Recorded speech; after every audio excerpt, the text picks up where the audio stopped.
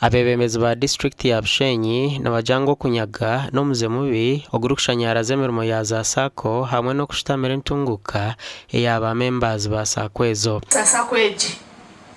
numugisha kugira cyangwa cy'ubihamu koresa mani manye cyo rukwenda okorese bankeji okugikoresa no kubikamu okagaruko kagira ki okeguza zizugwire zigwisibwe aba board members abakushanga batakwetegereza hazo acho batakwetegereza bari ba manage bo binamagezi mingi batekinga that advantage yo kushanga nwakumukora decision nwakushara mu cyo gukora esente nwakumayiza atora nwakumanya buri kimwe cyone. Chairman wa board ahabwa Kyamuhunga Jubilee SACCO Samuel Muhereza ayorekire ku banke kozere kurungi kurwo mwaka gwa 2012 twine billion 8 eziryaho ezikwenda kutomba shareholders abakwenda kutunga loan surplus 2019 zikazire million 200 konka umwaka ogwire zibezi million rushanju na mukaga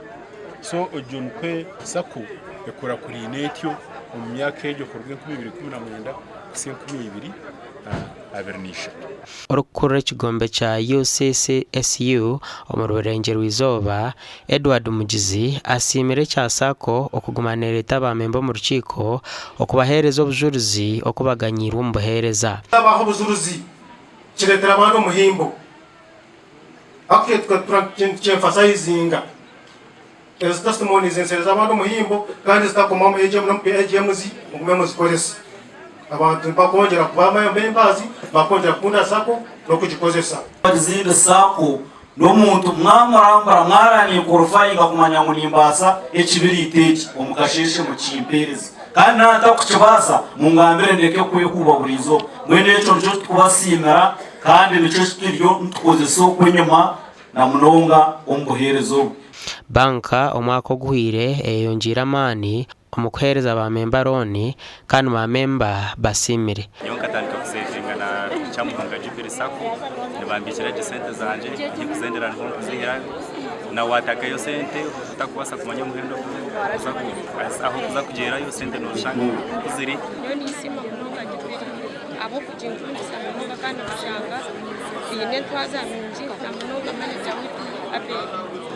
akakundisa Jubilee mwaka kwa 2019 kandi natandika nabo.